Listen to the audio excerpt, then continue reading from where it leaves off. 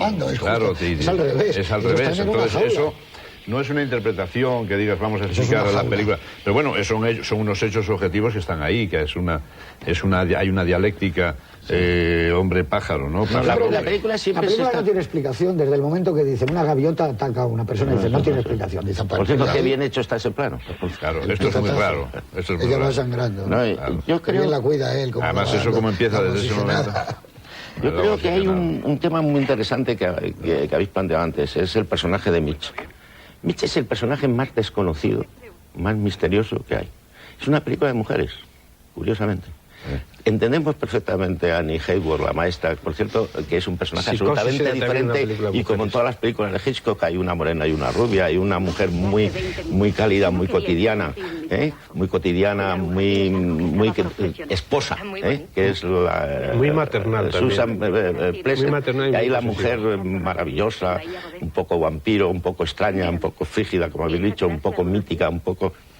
que es Tippi Hedren. Curiosamente, la madre es una mezcla de los dos. Es curioso cómo trata a esa extraordinaria. Incluso se parece, y la peina físicamente parece mucho a Tippi Hedren. Es decir, te imaginas una Tippi Hedren, que no es así, porque la hemos visto en fotografías como suegra de Antonio Banderas muchas veces últimamente en fotografías, pero que te puedes imaginar que esa mujer va a ser como...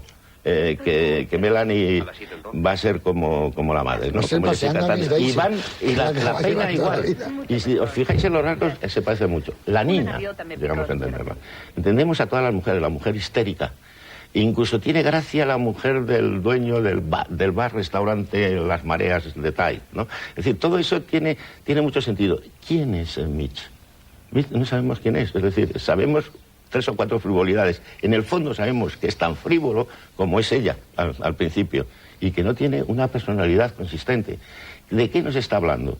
Probablemente lo que nos está hablando es de que las mujeres, digo yo, es una posible interpretación, y me refiero solo a esto, no a la interpretación general, que las mujeres están tan en contacto con la realidad, tan en contacto con lo cotidiano, con el amor, con las relaciones interpersonales, etcétera, etcétera, con todo ese mundo que es la vida nuestra cotidiana, que quizá por eso la mirada de Hitchcock va más a ellas que a este hombre que simplemente va, viene, arregla, pone las maderas para que no entren, trata de que no entren los pájaros, etcétera. Hace un trabajo que es un trabajo físico, mientras que las mujeres se confiesan. Y de hecho, el único personaje que no sabemos nada de él nunca está solo. Mitch nunca está solo en la película. Las mujeres están solas y son atacadas en la soledad. El único personaje que es atacado en la soledad, porque está solo, porque vive solo, está como abandonado, es el granjero. El granjero es él solo. Ese problema del abandono, de la relación de parejas, es algo que nos está diciendo, yo creo que es importante, Hitchcock, que hay que mantenerlo. Eso es el humanismo frente al terror, el caos, la insoluta manera de entendimiento que tiene la realidad que nos envuelve. La realidad que nos envuelve es tremenda. Es decir, si uno mira... yo tengo una sensación muy curiosa cuando veo los pájaros, que es lo mismo que siento muchas veces, me pasa mucho en el verano y me encanta, lo que yo llamo una noche de caza de estrellas. Es decir, subirme a una montaña en Mallorca y pasarme un buen rato mirando las estrellas. Hay un momento que me da pánico. Me siento un vértigo tremendo, nunca palabra muy hitchcockiana, un pánico tremendo. ¿Qué hago aquí en esta inmensidad tremenda, terrible, de la que no domino nada, no conozco nada, no sé nada, ¿no? Frente a eso, ¿qué hay? Que vuelvo a mi casa, a veces me acompañan mis hijos y hablo con ellos, o mi mujer. Es decir, eso es lo que nosotros ofrecemos frente a este mundo.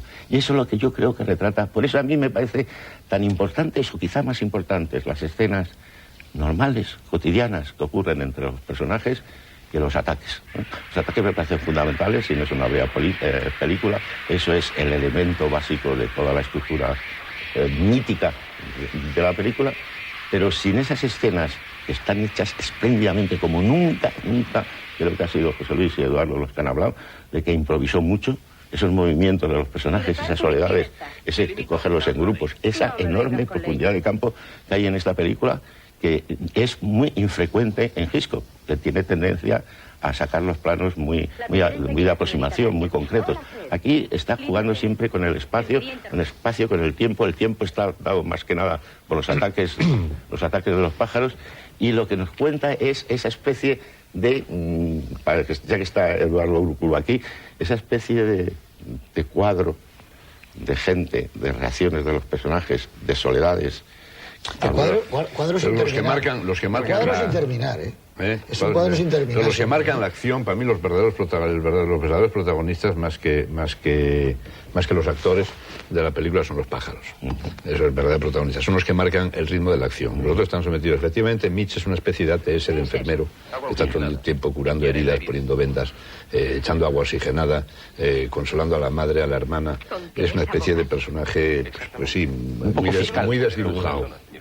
Y la fuerza de las mujeres es evidente, la madre, la maestra y tal. Desde luego Melanie y la maestra, desde luego fuman como carreteros y beben coñac. Cosa que a Mitch, por ejemplo, no le ves ni fumar ni beber una copa de coñac. Veamos que cuando están en la colina, que no sé lo que toman exactamente, porque parece un martini. Parece un martini, pero la copa es de martini. Pero ya lo llevan allí hecho ya guau. Bueno, habéis utilizado un tema con respecto a Mitch. Yo creo que hay un personaje que domina la presencia de Mitch y es el cuadro de su padre en la pared. Es decir, en un momento determinado Jessica Tandy le dice: esto tu padre lo habría resuelto. Es decir, él se ha quedado de alguna forma ahí ante una personalidad que debía ser muy dominante, que era la personalidad del padre. Es una personalidad más vicaria con respecto a la acción, porque evidentemente en cualquier película de Hitchcock los personajes más interesantes, los más fuertes, los más complicados, los que hacen desarrollar la acción o quebrarla de arriba abajo, son los femeninos. Psicosis es una película femenina, Marnie es una película femenina, incluso Cortina rasgada, con el personaje de Julie Andrews es femenina, y no digamos Vértigo, ¿no? Y luego creo que efectivamente es una película que con respecto a lo que es la planificación, el estilo de Hitchcock, pues utiliza, y estoy de acuerdo con Miguel, cosas realmente muy distintas. Es una película en la que el plano es casi un espacio de miradas.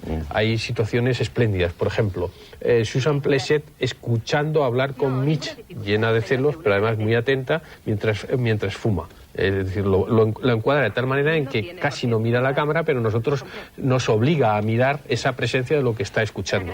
Cuando bajan de la colina, después de haber tenido esa conversación, Rod Taylor y Melanie Daniels y Tippi Hedren, hay un cruce de miradas en el que primero Susan Pleshette y luego Jessica Tandy, las dos que están interesadas en el asunto, lo miran. Y hay otro momento hermosísimo dentro de la película, otro espacio de miradas muy bien montado por parte de Hitchcock, y es cuando la madre está recogiendo las tazas rotas caídas en el suelo, y le sigue con la mirada. El eje de la secuencia es Melanie mirando, siguiendo a ella. De alguna forma se da cuenta que algo se ha quebrado, que algo está quebrado, y está intentando apoderarse de lo que está haciendo casi mecánicamente mientras recoge las tazas. Yo creo que ese es un cambio bastante sustancial con respecto a una película en la que yo creo que Hitchcock se ha aproximado muchísimo a lo que son los personajes. Evidentemente, narrativamente, los pájaros son, insisto, lo que hubiera sido el MacGuffin de otra película, se convierten en la carne, en la esencia de la película, lo que hace progresar la acción, pero esta es una película que yo creo que es profundamente autobiográfica, no solamente por sus relaciones amorosas, sino porque cuenta muchas cosas de su propia vida. Algo en relación con lo que decía Miguel.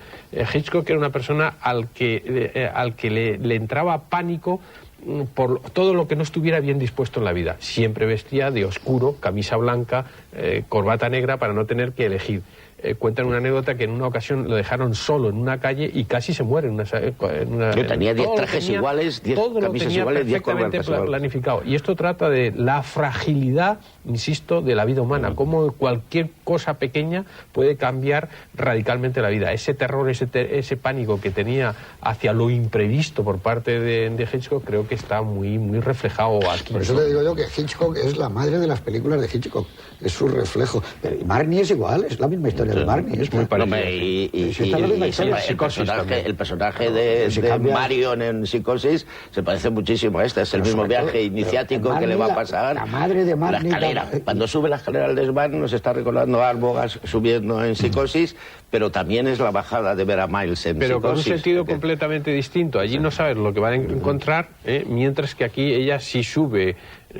Sencillamente es un momento misterioso, es decir, ¿por qué no despierta a Mitch? Porque lo deja descansar, es decir, de alguna forma algo le atrae a ella al desván, esa atracción por el abismo de los personajes femeninos, ese arriesgarse hacia lo inescrutable, aunque le suceda, bueno, eso es lo que le lleva ahí, ¿no? Mira, tú has dicho una cosa que me parece importantísimo en la película, pero me parece importantísimo en Hitchcock. Yo creo que Hitchcock y Buñuel se parecen mucho. Ah, sí, estoy absolutamente de acuerdo. Y se parece mucho, primero, por esa idea de lo incontestable, ese mundo religioso, lo incomprensible, el misterio enorme que nos rodea. Eso está en Hitchcock de una manera distinta, de una manera negativa, digamos, quizá negativa en cierto sentido solo, de una manera absolutamente distinta. Es decir, los han estudiado con los jesuitas. Pero lo que es importante, y yo creo que eso tiene que ver con